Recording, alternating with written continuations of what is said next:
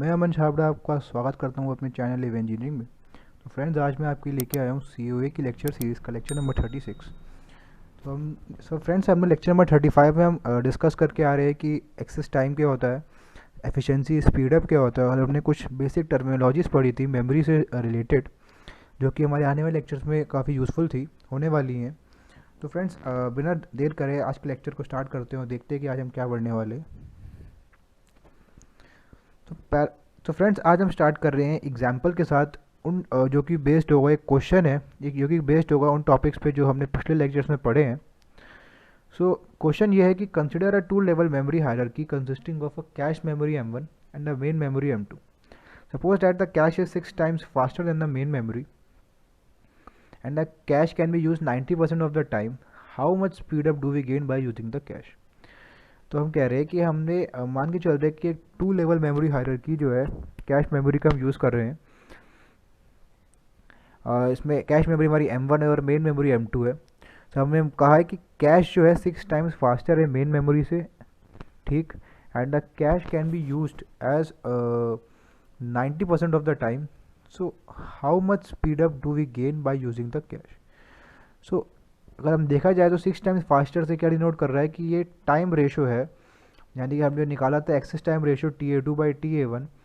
So R equal to यहाँ पे हो गया 6, और हमसे कहा गया है कि cash can be use 90% of the time.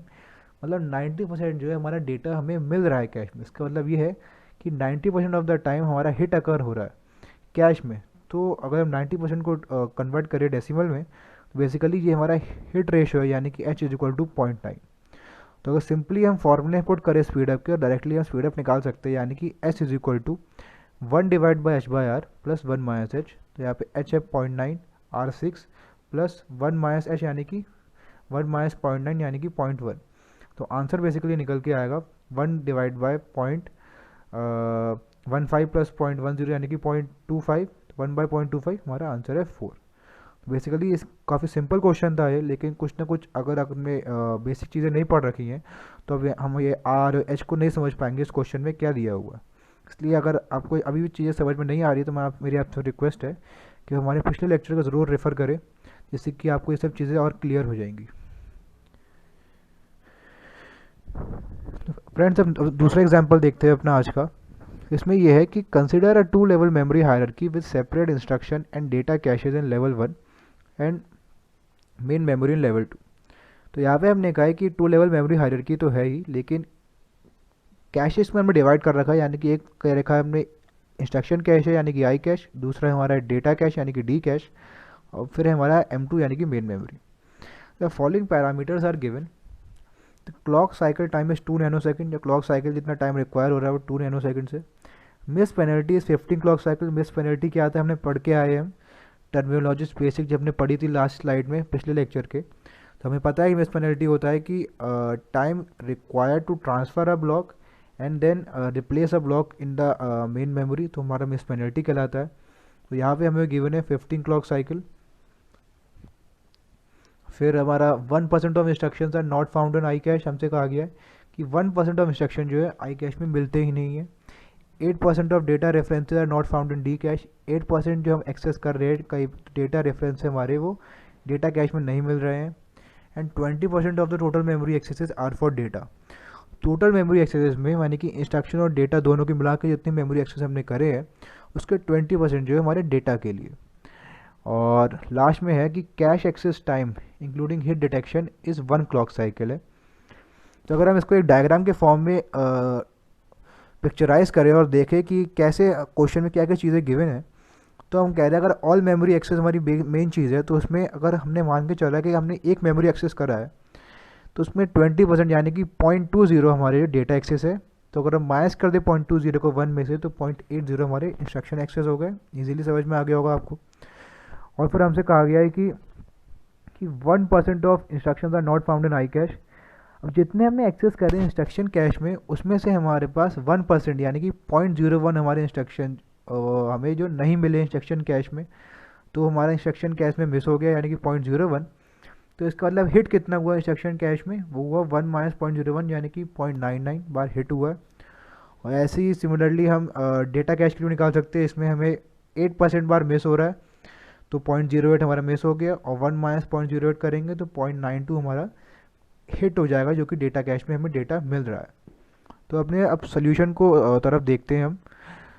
So basically हमें टी मिस गिवन है, जो कि है 1 + 15 क्लॉक साइकिल, यानी कि टोटल 16 साइकिल्स रिक्वायर होंगी। तो हमें 15 यहाँ पे क्या गिवन था, 15 गिवन है miss penalty is 15 clock cycle, और 1 हमें गिवन है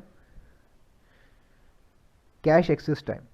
तो बेसिकली टी मिस हमें निकालना होगा, हमारा होगा टोटल टाइम कितना निकलेगा मिस का, 1 + 15 यानी कि 16 cycles, average number of cycles पर एक्सेस।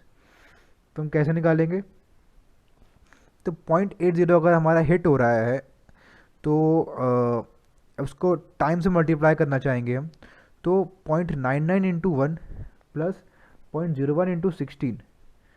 सिमिलरली अगर 0.20 बार हमारा डेटा कैश में हिट हो रहा है तो वो होगा हमारा 0.92 × 1 बार। अगर हम 0.20 बार अगर मेमोरी एक्सेस कर रहे हैं डेटा को, तो उसमें 0.92 बार हमारा हिट हुआ, तो इंटू 1 कर हमने, एक क्लॉक साइकिल में अगर हिट हो गया तो एक में मिल जाएगा। और अगर 0.08 यानी कि मिस हो रहा तो 16 क्लॉक साइकिल लगेगी डेटा को एक्सेस कर पाने में। तो बेसिकली अगर हम इसको सॉल्व करें, इसको सॉल्व करें तो हमारे दो टर्म्स मिलेगी, 0.92 + 0.44, यानी कि रिक्वायर्ड आंसर जो होगा 1.36। तो फ्रेंड्स अगर आपको समझ में नहीं आ रहा तो मैं आपको एक बार ऐसा करता हूँ, मैं फिर से एक्सप्लेन करता हूँ ये। तो बेसिकली अगर हमने 0.80 बार मेमोरी एक्सेस करा है इंस्ट्रक्शन कैश में, तो 0.80 में हमने 0.99 बार अगर हिट हुआ है तो इंटू 1 यानी कि एक क्लॉक साइकिल में हमें हमारा डेटा मिल गया होगा, क्योंकि हिट में तो हमें डेटा तुरंत मिल जाएगा। लेकिन अगर 0.01 हमारा मिस हो रहा है तो मिस करने में हमें डेटा चाहिए होगा, तो 16 क्लॉक साइकिल लगेगी, यानी कि टी मिस, तो 16 से मल्टीप्लाई कर दिया हमने। ऐसे ही हम डेटा कैश में देखिए तो हमने डेटा कैश में हमने 0.2 बार अगर मेमोरी एक्सेस करा है तो उसमें हमारा 0.92 बार हिट हुआ है, इंटू 1, इसमें सेम चीज़, यानी कि एक क्लॉक साइकिल में हमें हमारा डेटा मिल जाएगा डेटा कैश में से। लेकिन अगर हमारा मिस हुआ तो मिस हमारा 0.08 बार हुआ, तो मिस में हमारे टी मिस का टाइम है 16 साइकिल्स लगेगी हमें डेटा को एक्सेस कर पाने में मिस पे, तो हमें 16 से मल्टीप्लाई कर दिया। बेसिकली हमने इनको कैलकुलेट करा फिर, और सम को ऐड हमने एडिशन करने के बाद रिक्वायर्ड आंसर निकाल लिया, यानी कि 1.36।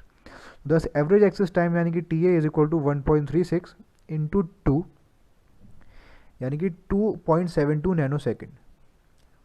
यहाँ पे आपको क्लॉक साइकिल टाइम जो हमें गिवन था वो 2 नैनो सेकेंड था, इसलिए हमें अभी मल्टीप्लाई करना ज़रूरी है, कोई क्लॉक साइकिल टाइम को बिना मल्टीप्लाई करे हम जो है अपना रिक्वायर्ड आंसर नहीं निकाल सकते।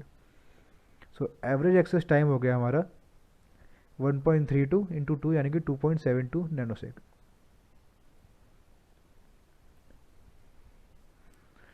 So we have discussed so far two-level memory hierarchy. Now we will discuss multi-level hierarchy. तो अभी तक हमने टू लेवल मेमोरी हायरार्की को डिस्कस करा है, अब हम मल्टी लेवल हायरार्की की तरफ मूव ऑन करेंगे। तो most of the practical memory systems use more than 2 levels of hierarchy. So practical memory systems में 2 से ज़्यादा मेमोरी हायरार्की ही होती है।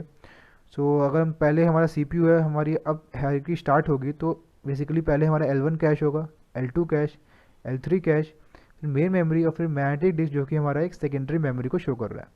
So M1 to M4 is managed by hardware and M4 to M5 is managed by operating system.